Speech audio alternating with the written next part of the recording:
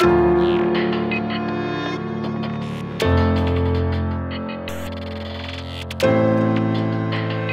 ZDNautes, bonjour. Alors je tiens tout de suite à rassurer ceux qui n'auraient pas vu le premier épisode de Digital at Work consacré aux Smart Cities.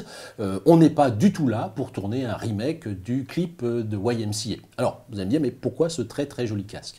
C'est très simple. Aujourd'hui sur Digital at Work, on a choisi de parler de transformation numérique. Alors pas de façon stratosphérique, mais de façon la plus concrète possible.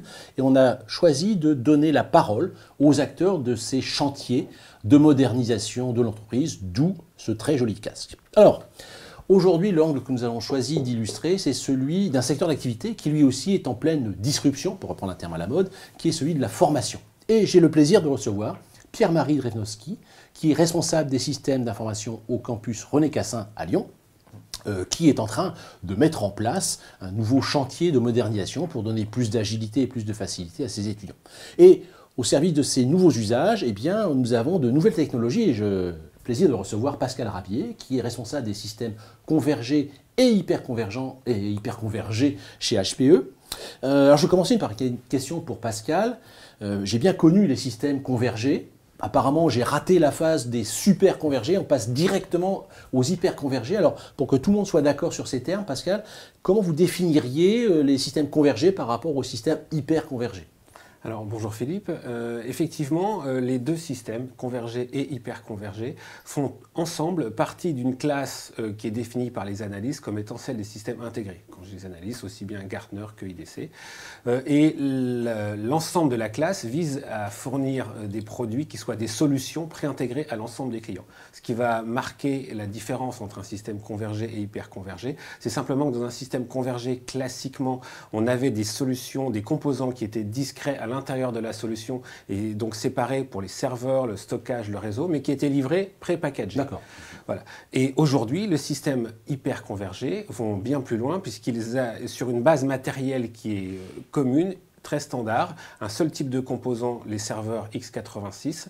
On va placer tout le reste des mécanismes, Software Defined Networking, Software Defined Storage, Software Defined Everything, en fait, comme on dit aujourd'hui, qui vont être entièrement réalisés de manière logicielle pour délivrer une solution beaucoup plus intégrée, scale out et beaucoup plus simple à administrer, puisque le tout est évidemment accompagné de logiciels qui permettent d'unifier complètement et donc de radicalement simplifier l'administration quotidienne de ces solutions. Non, alors ça c'est évidemment la vision, la définition d'HPE. Pierre-Marie, vous avez fait un cahier des charges, donc vous vous êtes intéressé à d'autres offres. Est-ce qu'on peut considérer qu'il n'y a qu'une seule vérité pour l'hyperconvergence ? Ah non, clairement pas. Aujourd'hui, les systèmes hyperconvergés, on va dire que c'est un terme qui est devenu un générique. Justement, entre converger et hyperconverger, les choses se rapprochent d'une certaine manière, les choses sont plus intégrées. Mais aujourd'hui, sur le cahier des charges que l'on a fait, on est parti d'un besoin qui était sur de la convergence, oui, et qu'à un moment donné, on est allé sur l'hyperconvergence pour un certain nombre de choix liés au cahier des charges. Mais aujourd'hui, toutes les hyperconvergences ne se valent pas, n'offrent pas le même service, n'offrent pas le même rendu. Et donc, c'est assez intéressant d'avoir pu, en accompagnement de l'école IPI du campus René Cassin, de pouvoir travailler avec eux sur un cahier des charges qui n'avait pas de base matérielle en termes de demande, et de pouvoir construire et d'aller jusqu'au choix d'une solution qui s'est trouvée être une solution d'hyperconvergence d'HPE. Bon, alors, en termes d'usage, on est allé interroger Jean-Marc Daudel, qui est responsable de formation de l'Institut Polyinformatique. Il va nous expliquer quels sont les usages qu'il attend d'un système d'information. Le campus René Cassin regroupe les différentes écoles de deux entités que sont le groupe IGS et le groupe CED.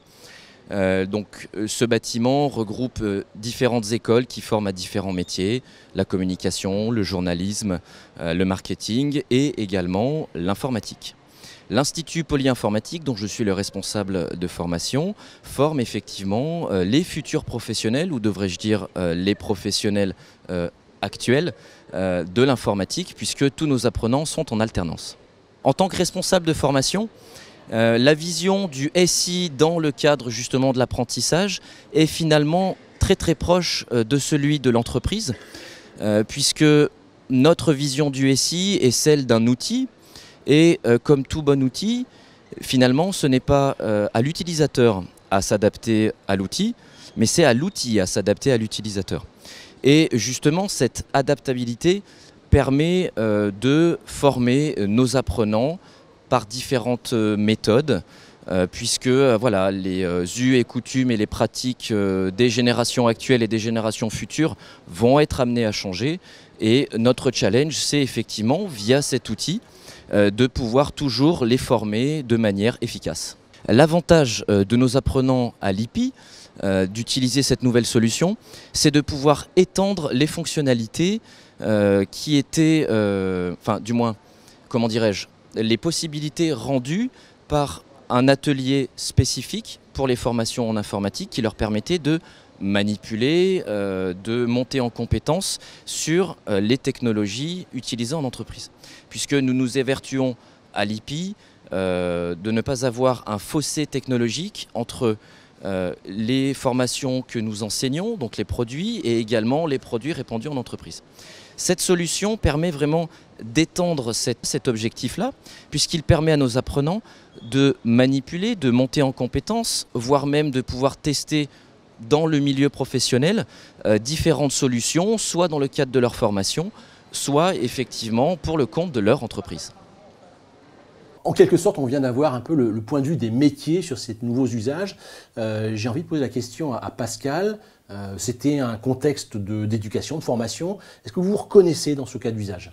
Effectivement, ce cas d'usage, je l'ai trouvé extrêmement représentatif de ce qu'on peut observer sur l'ensemble du marché, chez la grande majorité de nos clients. Ouais. Puisque, en effet, comme Jean-Marc Dodel l'a expliqué lui-même, premièrement, l'objectif de l'IPI, c'est d'implémenter et de mettre à disposition de ses étudiants des solutions qui sont celles qui sont utilisées dans les entreprises. Ouais, avec l'hyperconvergence, ouais. Clairement, il a fait le bon choix. Ouais. C'est le type de système qui est en pleine expansion sur le marché. Et puis, deuxièmement, l'objectif, et tel qu'il l'a présenté, c'est de se placer en tant que fournisseur de services à ses étudiants, et de s'appuyer sur un système d'information qui est à disposition. Et c'est encore une fois vraiment extrêmement représentatif de ce qu'on peut trouver comme stratégie, c'est l'ensemble des DSI de nos clients, c'est-à-dire qu'ils vont rechercher à devenir un fournisseur d'IT as a service en interne pour délivrer un meilleur rendu au métier et leur permettre de développer le business plutôt que l'IT soit un simple centre de coûts sur lequel on fait exécuter les applications obligatoires entre guillemets. Alors, si j'ai bien écouté, Pierre-Marie, c'est vous le responsable, le fournisseur de services pour l'IPI et peut-être au-delà de l'IPI, toutes les écoles. J'imagine que vous avez travaillé main dans la main avec Jean-Marc pour bâtir cette solution-là.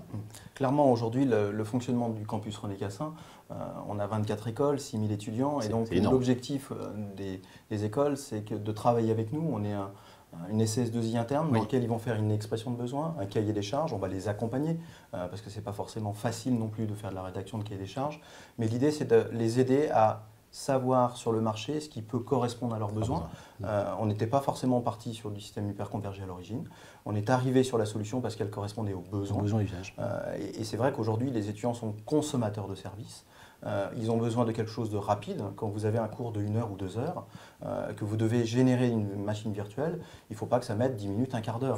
Aujourd'hui, un étudiant peut générer système d'exploitation installé, une VM en moins de 2 minutes. Donc c'est vrai que dans la mise en œuvre d'un cours, c'est quelque chose d'extrêmement pratique et qui fonctionne aujourd'hui très bien. Alors, vous parlez du ressenti utilisateur, ça tombe bien parce qu'on est allé interroger un de vos utilisateurs, un étudiant en première année, et je passe la parole à Alexandre Argivier. Je suis avec Alexandre Argivier, qui est étudiant en alternance à l'IPI. Alors, je vais commencer par une question très simple pour Alexandre. Alexandre, quel est votre rythme d'utilisation de la solution informatique mise en place à l'IPI? Alors, mon rythme d'utilisation de cette solution est quasi total. J'utilise tout le temps, aussi bien en cours qu'à la cafétéria quand j'ai du temps, en pause sur mon téléphone et aussi ailleurs. Alors, vous êtes un excellent exemple de génération Z, mobilité. Alors justement, mobilité, ça veut dire quoi pour vous, Alexandre? Alors pour moi, la mobilité, c'est tout simplement pouvoir travailler sur mes cours, les refaire des TP si par exemple je suis absent, depuis chez moi, depuis un cybercafé, avec des amis chez eux ou ailleurs, mais aussi de pouvoir travailler dans les moyens de transport quand je reçois un mail pour un cours. Et aussi en entreprise. Alors justement, Alexandre, vous êtes en alternance, donc ça veut dire que vous passez une partie de votre temps à l'école et une partie de votre temps en entreprise. Vu de l'entreprise, quel est l'avantage d'utiliser quelqu'un de l'IPI ayant accès à une solution informatique à distance? Alors pour moi, l'avantage et pour mon entreprise, c'est de pouvoir expérimenter de nouvelles idées. pouvoir les mettre en production ailleurs et ne pas endommager notre propre production s'il y a une erreur. Le gros avantage aussi de cette SI est de pouvoir expérimenter avant de tout mettre en production et même d'en parler à mon responsable. Bref, que des avantages. Merci Alexandre. Là, on a un peu parlé d'usage. Je pense que maintenant, on va pouvoir descendre un petit peu plus dans la technique. Pierre-Marie, quels sont les usages spécifiques à un environnement de formation tel que le vôtre ? Alors, l'environnement spécifique à un usage de formation, c'est la spécificité d'une charge qui peut être extrêmement forte, des sortes de mini-bursts à des moments donnés, où je vous prends un exemple, une promo de 30 qui commence un cours. Chaque étudiant chez nous, dans le choix que l'on a fait, a 5 VM à sa disposition. Imaginez qu'on doit démarrer pour 30 personnes, 5 VM, ce qui fait 150 VM qui doivent démarrer dans les quelques mêmes secondes. Voire même après dans les usages, c'est que le prof va guider, orienter les étudiants, ils vont faire les mêmes actions au même moment. Au même moment, c'est simultané, quoi, un peu. Clairement, et donc l'infrastructure hyperconvergence, avec le choix que l'on a fait d'intégrer des disques SSD, c'est d'avoir quelque chose d'extrêmement réactif, de pouvoir tenir une très forte charge en one shot, bien sûr, sans être dans une démarche de production comme une entreprise, on va avoir du long cours et du burst, même si les étudiants gardent un besoin toute la journée, toute la nuit. Parce qu'on le sait aujourd'hui sur les générations Z, aujourd'hui la notion de jour, de nuit... C'est ce que disait Alexandre tout à l'heure. Exactement. S'ils ont un besoin et qu'ils sont une petite insomnie le matin ou la nuit, à 3 h du matin, on a des étudiants aujourd'hui qui se connectent, qui travaillent à distance. Et donc c'est très important. Il m'a même expliqué un peu hors caméra qu'ils avaient également accès au système pour faire leur mémoire. Donc votre système, il est 24/24 en fait. Le principe même, ça a été aussi de mettre en place de la mobilité. Au travers de cet élément-là, on l'a entendu avec Jean-Marc au tout début, où il parlait d'un atelier, qui était un atelier dans lequel on mettait en œuvre, mais au-delà des portes de l'atelier, il ne pouvait plus travailler dessus. Donc l'idée aussi de l'hyperconvergence, c'était de l'associer avec un système de mobilité, au travers d'un portail Citrix aujourd'hui, où les étudiants accèdent donc le jour ou la nuit à ces solutions-là, et donc permet aussi à l'entreprise de bénéficier de cet environnement-là quand le jeune est en entreprise. Parce que 100% de nos étudiants sont des étudiants en alternance. Alors, Pascal, est-ce que ces usages que vient d'exprimer Pierre-Marie sont emblématiques d'une solution hyper convergée ? Clairement, l'hyperconvergence, en tout cas sur les systèmes hyperconvergés HPE, est faite pour ça, pour délivrer de l'AVM à la demande. Un four AVM. Voilà, exactement, pour reprendre un vocabulaire qui est effectivement très à la mode dans le cloud. Et l'hyperconvergence, c'est tout simplement l'infrastructure la plus simple à mettre en œuvre pour un cloud, qu'il soit privé ou hybride avec extension vers le public. Là, ça dépend de ce qu'on met en place comme connexion.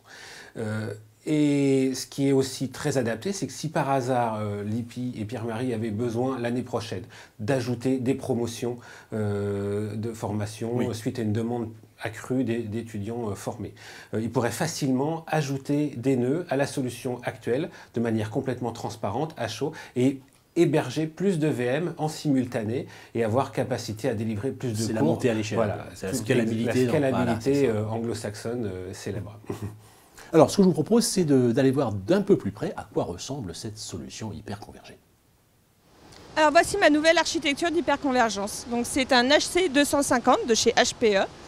Donc, vous avez en 2U 2 serveurs qui peut s'agrandir jusqu'à 4 serveurs avec les bêtes disques. Donc, sur ces 2U, en fait, vous avez l'équivalent des 4 serveurs qui sont ici, mais aussi l'équivalent de la bête disque qui est là. Vous avez donc un gain d'espace, mais également aussi un gain d'énergie. L'intégration a été très simple. On a un logiciel qui se charge de toute la partie installation serveur, mais aussi de la partie mise à jour. Et le logiciel va même jusqu'à installer toute la partie VMware. Tout ça en moins de 2 heures. Alors nous en avons 2, car ils sont synchronisés l'un avec l'autre. Et actuellement, si par exemple celui-ci tombe en panne, celui-ci reprend 100% de la production. Aujourd'hui, c'est dans le même data center, mais demain, nous allons avoir un autre data center et le deuxième boîtier sera déménagé là-bas. Nous avons également fait des tests de coupure et si nous éteignions un boîtier, le deuxième boîtier prend 100% de la production et il n'y a aucun impact pour les utilisateurs, ils ne sont pas coupés. Alors là, on vient de voir de la technologie, des serveurs, du stockage, des petites LED qui clignotent. Je voudrais qu'on descende un petit peu sous le capot. Alors, Pascal, Céline a bien expliqué le mécanisme de reprise d'activité, comment ça marche en vrai. En fait, c'est un des points forts des systèmes hyperconvergés HPE, puisqu'ils intègrent la technologie Software Defined Storage HPE Store Virtual, qui de base comprend cette capacité à synchroniser les données entre différents systèmes, éventuellement placés dans des salles différentes, dans des sites différents. J'écris quelque chose sur un serveur, hop, automatiquement, c'est répliqué. Exactement, et de manière synchrone. Donc, ce qui permet d'avoir en permanence les mêmes données sur le site A que sur le site B. Et pour les VM, c'est synchronisé aussi? Eh bien, clairement, effectivement, donc, les données du système sont celles des VM. Donc, les VM pourront être, en cas de panne sur un site A, automatiquement redémarrer sur le site B et voir si on utilise des mécanismes dits de fault tolérance, tourner en parallèle des deux côtés, ce qui fait que la panne est complètement transparente. Alors, en termes d'administration, comment ça se gère un système hyperconvergé? Eh bien, ça se gère au travers d'une interface unique. C'est l'avantage des systèmes hyperconvergés, c'est-à-dire que la visibilité des composants matériels, des couches logicielles et y compris du Software Defined Storage Store Virtual est assurée au travers d'une interface unique, à la fois pour tout ce qui est événement, mais pour tout ce qui est opération, création de volume, création de VM, etc. Donc c'est ça qui va permettre de vraiment simplifier le travail quotidien des administrateurs qui n'auront plus à jongler entre différentes interfaces et à faire des opérations manuelles pour assurer la synchronisation de ces différents outils. Système convergé, on avait plusieurs outils de management. Hyper convergé, on a un outil unique. Système convergé, on avait potentiellement des outils qui orchestraient des interfaces différentes, alors que là, l'interface est à la base hyper convergée. C'est de la magie, c'est de la magie. Alors, malgré tout, il y a un rendez-vous incontournable dans Digital at Work, c'est la question qu'il ne fallait pas poser. Alors, la question qu'il ne fallait pas poser, elle s'adresse un peu à vous deux, Pierre-Marie et Pascal. Pierre-Marie, alors la question c'est, est-ce que l'hyperconvergence, ce n'est pas trop souvent que du Software Defined Storage? Non, parce qu'aujourd'hui, oui, le stockage est un élément fondamental d'une solution, mais ce n'est pas l'élément unique. Le fait, comme le disait Pascal tout à l'heure, que les éléments sont réunis, qu'on a des interfaces qui sont managées ensemble, le fait qu'on ait une compacité. Oui. Il faut se rendre compte quand même que sur un HC 250 que l'on a intégré, comme l'a montré Céline tout à l'heure, on peut aller jusqu'à 4 Tera de RAM sur 4 U, ce qui est assez considérable. Et donc le stockage est un élément important, mais ce n'est pas que. Ce n'est pas que. Pascal, vous partagez cette opinion ou pas? Tout à fait. Clairement, bien sûr, non, mais comme l'a expliqué Pierre-Marie, l'administration est importante, la compacité, mais j'aimerais aussi insister sur le fait que c'est livré préintégré. C'est ça qui permet de délivrer la rapidité de déploiement, les 2 heures pour un système opérationnel que Céline nous a décrit. Et puis également le fait que ça permet, nous, en tant que constructeurs HPE, de fournir un support pour l'ensemble de la solution à nos clients. Donc quand Pierre-Marie éventuellement aura un problème, il sera directement adressé par des spécialistes qui vont gérer le système complet et non pas juste le remplacement d'un composant. Très simple. Bon, merci messieurs. Alors, on a demandé aux internautes de nous poser des questions sur l'hyperconvergence. On en a retenu 2. La première est plutôt pour vous, Pascal. C'est Stéphanie qui nous demande, est-ce que l'hyperconvergence, ça marche aussi avec des containers? Mais je vais lui répondre étrangement oui. Merci. Voilà. Tout clairement parce que les containers peuvent se placer aussi bien sur des matériels physiques que sur des VM, des machines virtuelles. Oui. Donc aujourd'hui, on a des architectures de référence chez HPE qui décrivent comment utiliser les containers sur les VM qui sont l'hôte natif des systèmes hyperconvergés. Et dans la roadmap, ce sur quoi nous travaillons pour l'avenir, c'est d'aller encore plus loin en termes d'efficacité et d'accueillir nativement sur les machines physiques les containers. Mais ça, c'est pour l'année prochaine peut-être. Bien, on vous réinvitera. Alors la deuxième question est plutôt pour Pierre-Marie. C'est David qui nous la pose. Il se demande quelle est la véritable différence entre de l'hyperconvergence et du cloud privé. Pour moi, les éléments ne sont pas sur le même niveau. L'hyperconvergence est une solution globalisante, mais comme on l'a dit tout à l'heure, pour le converger, c'est la même chose. Simplement, c'est le postulat de base, c'est l'administration que l'on veut. Faire ou pas du cloud privé peut se faire sur de l'hyperconvergence ou sur du convergé. Ce qui est certain, c'est qu'aujourd'hui, l'hyperconvergence permet de déployer beaucoup plus facilement, beaucoup plus rapidement des VM, et donc peut principalement fonctionner encore mieux sur du cloud privé ou du cloud externe. À un moment donné, ces solutions-là ne sont pas que pour des clients finaux, ils peuvent être aussi pour des hébergeurs. C'est un peu ce que vous faites à l'IPI, une espèce de petit cloud privé pour vos étudiants? Pas forcément petit, de manière importante. Pour l'ensemble de nos écoles et des groupes dont Jean-Marc a parlé, nous sommes le cloud privé France pour un certain nombre de choses, dont le RP métier.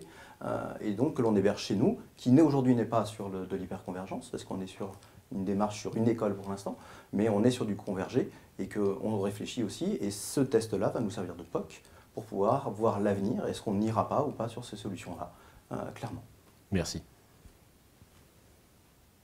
Eh bien, amis ZDNautes, le moment est venu de conclure ce plateau consacré à l'usage de l'hyperconvergence dans un environnement de formation. J'ai d'abord posé la question à Pierre-Marie, quel est votre degré de satisfaction par rapport à la solution installée? Est-ce que ça répond à vos attentes? Clairement, aujourd'hui nous avons 2 mois et demi de retour en arrière, la fonction est en place, les éléments tournent, les étudiants sont satisfaits, on l'a vu au travers d'un reportage. Et aujourd'hui, c'est clair que le besoin du cahier des charges a été totalement rempli et la capacité de l'école à innover demain, à avoir peut-être plus d'étudiants, plus de besoins en termes de VM, est un élément très important de cette solution. On voit que ça monte vraiment en charge, ça monte très bien en charge.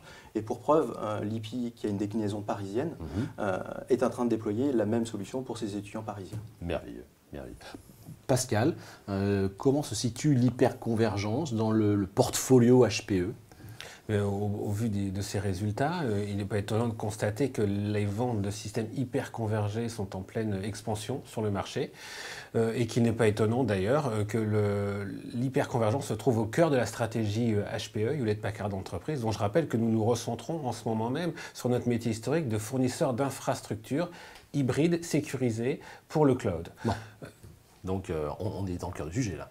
Tout à fait. Et donc l'hyperconvergence va vraiment être déclinée sur toutes nos futures générations de matériel, les serveurs Gen 10 qui arriveront au courant 2017 et l'infrastructure composable qui également arrivera en 2017, qui va permettre d'apporter l'agilité du matériel à l'agilité délivrée par le logiciel.